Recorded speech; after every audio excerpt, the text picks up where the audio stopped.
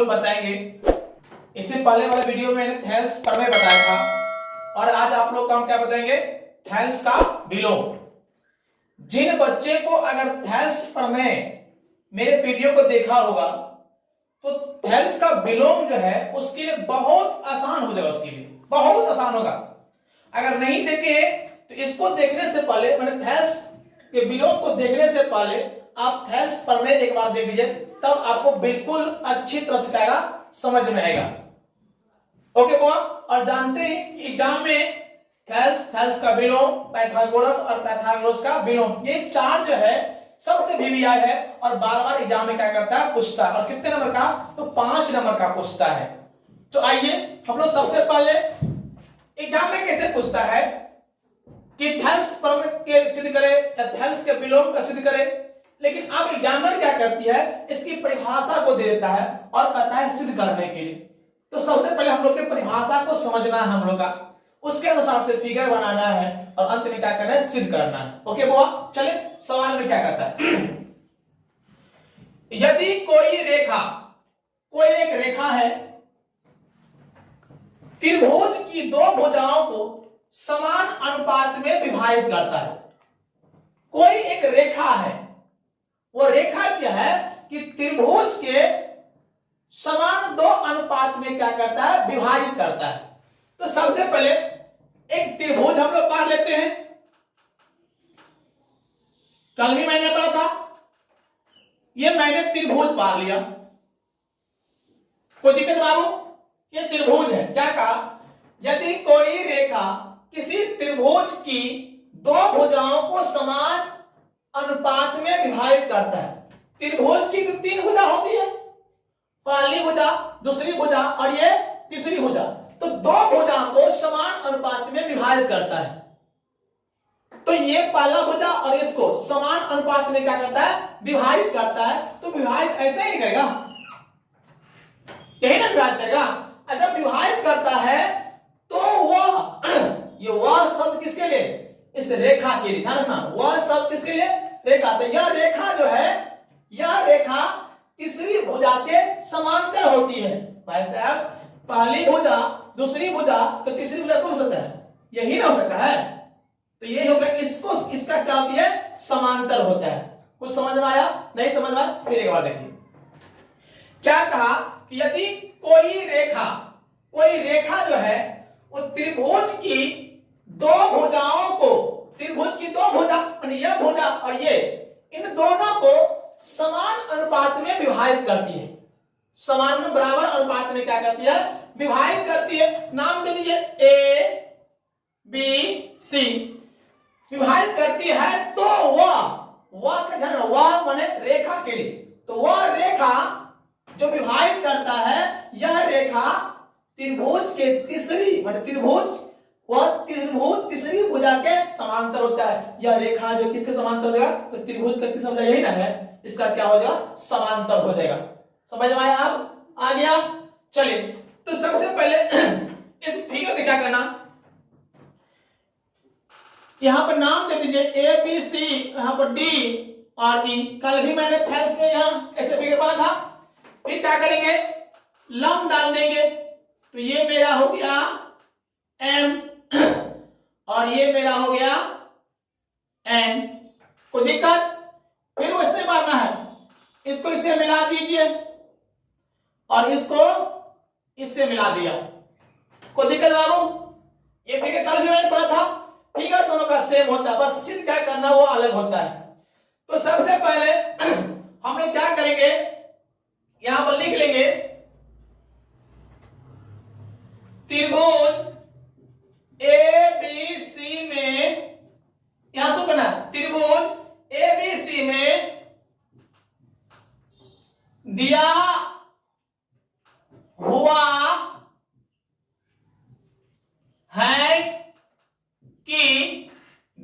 है कि ध्यान सुनिएगा, क्या किया है, दिया हुआ है कि DE जो है, D और E AB और AC को इस प्रकार प्रतिच्छेद करता है। कौन, क्या दिया है कि D और E जो है किसको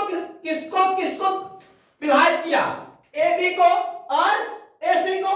समझ में आया ना? तो हम लिख लेंगे दिया हुआ है कि त्रिभुज ABC में दिया हुआ है कि D और E जो है, DE किसको? AB और AC, AC को इस प्रकार क्या करता है? क्या करता हुआ ए क्या करता है? देखो यहां पर डी और ई जो है किसको किस करता है? ए और बी को, और किसको? ए और सी को क्या करता है? प्रतिच्छेद करता है। क्या करता है? प्रतिच्छेद करता है। ये लिखना आप लोग का। त्रिभुज एबीसी में दिया हुआ है कि डीई, ये डी और ई जो है किसको किसको विभाजित करता है? प्रतिच्छेद करता है। ए और बी को और ए और सी को। समझ में आया? तो प्रतिच्छेद करता है तो अब क्या करना है यहां पर ध्यान से? हम प्रतिच्छेद करता है तो सिद्ध करना है कि क्या सिद्ध करना है? वह तीसरी भुजा के समांतर होती है। कौन? बीसी के समांतर। डीसी तीसरा वजन है तो इसका समांतर तो हम कर लेंगे डीई समांतर बीसी। यही आपको सिद्ध करके लाना है। यही पता है कि वह तीसरी भुजा के समांतर होती है। इसके समांतर कौन है? डी ना। तो यही सिद्ध कराना है कि डीई समांतर बीसी। अब कल मैंने बताया था, उसके बाद क्या करते हैं? रचना। रचना में क्या करते हैं? कल पता है टेंस के पहले रचना में क्या करते हैं? माने लंब कौन है और कौन किससे मिला? तो हम लिख लेंगे यहां पे रचना। रचना में क्या करेंगे? ध्यान सुनिए, ठीक है बुआ? ई एन लंब किसका होगा? ए बी का होगा ना। एन कहां है? ए बी ना। तो ई एन लंब ए बी यहां पर लिखेंगे। ई एन लंब ए बी तथा कौन लंब है? D M. तो एम कहां है? ए सी। तथा डी एम लंब एसी पर डाला को दिक्कत। और किसको किससे मिलाया? डी को सी से और बी को ई से मिलाया, और डी को सी से तथा बी को सी से मिलाया। बस इतना ही लिखना है। ई एन लंब ए बी पर ए बी तथा डी एम लंब ए सी पर डाला, और डी को सी से और बी को सी से मिलाया। देखिए डी को सी से और बी को ई ने, वो बी है ना, है ई ना है, यहां पर कर देंगे ई से क्या किया? मिलाया। किसी को दिक्कत? कल भी थर्स में भी ऐसा हुआ था, कोई दिक्कत हुआ? अब करेंगे प्रमाण। क्या करेंगे? प्रमाण। तो देखिए बाबू ध्यान से, यहां पे करेंगे प्रमाण। एकदम शॉर्ट तरीके में समझाएंगे आप लोग का। प्रमाण में क्या करेंगे? कल मैंने जब थर्स में गया था तो ए डी ई था ना। आज क्या करेंगे? उसका उल्टा। क्या करेंगे? विलोम तो उल्टे होता है, उल्टा करिए। तो अब क्या करेंगे? उल्टा करेंगे। ए ई डी किसे बोला? ए ई डी। ए ई डी अथेल्स में क्या था? A D E. अथेल्स के विलोम में क्या करना है? ए ई डी का छेदफल, किसका? ए ई डी का छेदफल बट्टा ई डी बी। अर्थ में क्या करना है? क्या बोलेंगे सर? ई डी बी का ये चीज लिखेंगे। यहां लिखेंगे त्रिभुज ए ई डी का, जिन जिन बच्चों को ध्यान समझ में आया उसको और समझ में आता होगा, ए ई डी का छेदफल बट्टा त्रिभुज किसमें? E D B. और कल थैल्स में क्या कहते हैं? डी बी ई, तो यहां क्या करेंगे ई डी बी, क्या कर लेंगे, क्या करेंगे बुआ, ई डी बी का छतफल, किसी को दिक्कत, तो त्रिभुज का छतफल क्या होता है, 1/2 गुने आधार गुने ऊंचाई। पहले हम लोग किस त्रिभुज चलेंगे, ए ई डी में, पहले से चला उल्टा विलोम है ना, ए ई डी का ए ई डी, अब बट्टा ई डी बी का छतफल।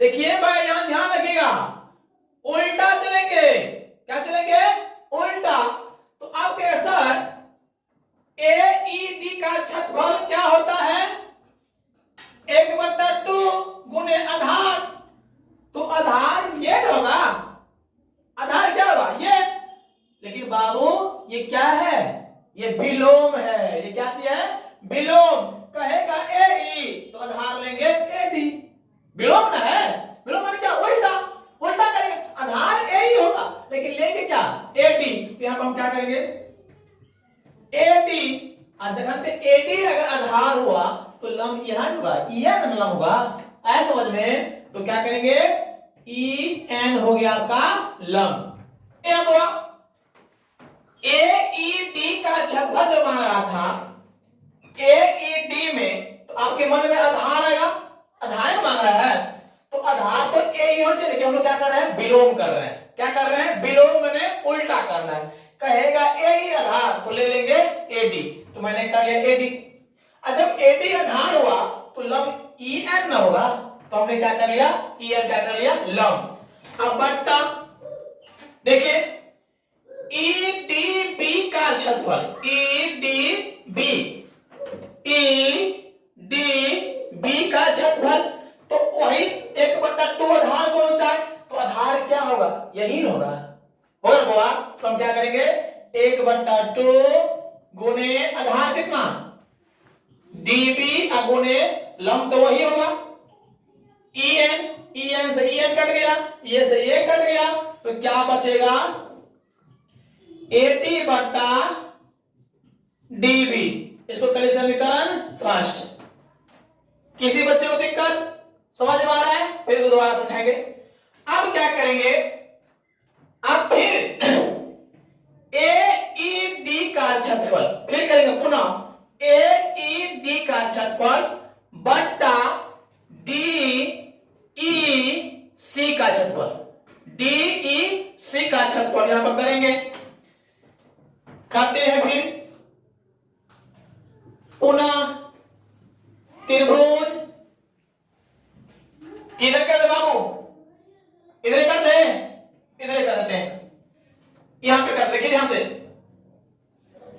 यहां पे कर देंगे त्रिभुज ए ई डी का छतफल, ए ई डी का छतफल बट्टा क्या करना, डी ई सी का छतफल, त्रिभुज डी ई सी का छतफल करेंगे। अब क्या करना, अब यहां पे ध्यान से बोला क्या करना,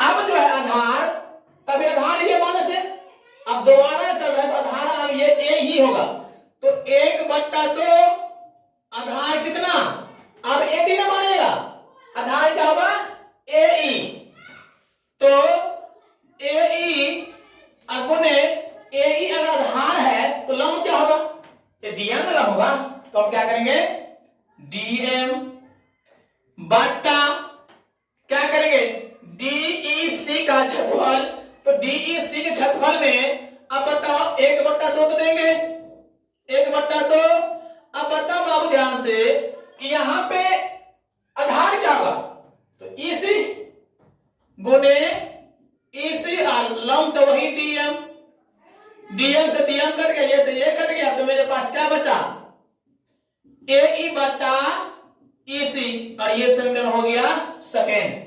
आया समझ में, आया कि नहीं आप लोग, आगे बाबा, बस आपकी काम हो गई तमाम, और अंत में कुछ नहीं करना है। देखिए अब अंत में हम लोग का क्या करना है, डायरेक्ट लिख देंगे यहां पे डायरेक्ट यहां पर लिख देते हैं। आप देखिए बाबू, इस लाइन को देखिए ध्यान से, इस लाइन को नहीं भूलिएगा। क्या लिखा है? अतः त्रिभुज ईडीबी, ध्यान से, ईडीबी, ये त्रिभुज, ये देखिए ध्यान से, ईडी और क्या बी, और त्रिभुज डीईसी, डीईसी, ध्यान से बोला। एक में कहना था ई डी बी, एक में क्या कहा? डी ई क्या चीज सी। एक बार ये कहा यहां से यहां, और एक में क्या? यहां से यहां, है कि नहीं? लेकिन एक चीज बताओ, ई डी बी में भी ये आ रहा है, आधार आ रहा है ना, इस त्रिभुज में भी ये आधार आ रहा है, और डीईसी में भी यही आधार आ रहा है, आधार आ रहा है ना। तो नियम है कि जब दो त्रिभुज की आधार सेम होती है तो उसका छठफल भी क्या होता है? बराबर होता है। यहां याद रखना कि जब दो त्रिभुज की आधार बराबर होती है तो उसका छठफल भी क्या होता है? बराबर होता है। तो लिख दिया, स्थित है तो उसका छठफल भी क्या होगा? समान होगा। इसीलिए डीई समांतर बीसी, डीई समांतर बीसी हो गया आपका सिद्ध। आया समझ में? वो किसी बच्चे को दिक्कत? आगे एक बार और समझ लीजिए। सबसे पहले मैंने कहा था ये त्रिभुज को मैंने यहां में पार लिया, पारने के बाद सब कुछ यहां पर लिख दिया कि त्रिभुज एबीसी में दिया हुआ है कि डीई, डी और ई जो है, ये डी और ई एबी और एसी को इस प्रकार प्रतिच्छेद करता है। किसको किसको? एबी को और इसी को इस प्रकार प्रतिच्छेद करता है कि डीई समांतर बीसी, डीई समांतर बीसी। ओके, अब उसके बाद क्या करना?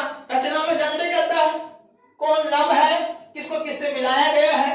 तो भाई साहब ई ए लंब ए बी तथा डी एम लंब ए सी पर डाला, और डी को सी से तथा बी को ई से मिला दिया, और यहां शुरू कर देना प्रमाण से ए ई डी का छठफल बट्टा ई डी बी का छठफल। एक बार ए ई डी का छठफल, उसके बाद कहा जाएंगे ठीक है E D B, E D B का छठफल। तो त्रिभुज का इसमें क्या होता है? 1/2 आधार गुणे ऊंचाई। आपके सर ए ई डी में आधार तो ए ही ना, लेकिन विलोम है, विलोम में क्या उल्टा कहेगा? ए ही आधार तो ले लेंगे ए डी आधार, तो ए डी आधार लिया, और जब ए डी आधार होगा तो लंब ई एन ना होगा, तो मैंने क्या कर लिया? E N. कोई दिक्कत? आप इसमें ई डी बी में, तो ये ई डी बी आ रहा है तो ये आधार हो गया, तो क्या करिए? डी बी ऊंचाई तो वही होगा, ई से ये कट गया, ये से ये कट गया, ए डी बट्टा डी बी से क्या कर दिया? फर्स्ट। अब क्या करना? त्रिभुज ए ई डी में, वही में ए ई डी का छठफल बट्टा डी ई सी का छठफल। यहां ध्यान से बोला, अब यहां जो आधार मांगेगा, आधार आप होगा ए ई, तो क्या किया? ए ई आधार किया, ऊंचाई क्या हो? आधार अगर ई होगा तो ऊंचाई यही होगा डी एम, तो मैंने कहा डी एम। अब इसमें है डीईसी में, तो ईसी क्या होगा? आधार, ऊंचाई क्या हुआ? डीएम। ये से ये कट गया, ये से ये कट गया, बच गया मेरा यही बच गया। कोई दिक्कत? और अंत में देखिए क्या करना कि त्रिभुज ईडीबी एवं डीईसी एक ही आधार पर स्थित है। अगर इसमें जाएंगे डीईबी में और डीईसी में, तो दोनों में आ रहा है ना, तो एक ही आधार है, और नियम है कि दो त्रिभुज एक ही आधार पर स्थित हो तो उसका छठफल भी क्या होता है? बराबर होता है। इसीलिए डीई समांतर बीसी। आगे समझ में? उन बच्चे को और बस करना क्या है? 2-4 बार प्रैक्टिस करिए, एकदम शांत हो दिमाग से, एकदम दिमाग शांत करके देखिए थैल्स पर में क्या हुआ था और थैल्स के विलोम में क्या हो रहा है।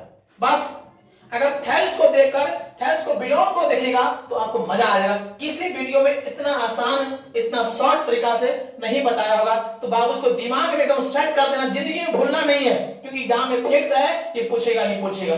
तो समझ में आ गया? आशा करता हूं आपको समझ में आ गया होगा। तो वीडियो को सब्सक्राइब कर दीजिए आप लोग, और लाइक भी कर दीजिएगा।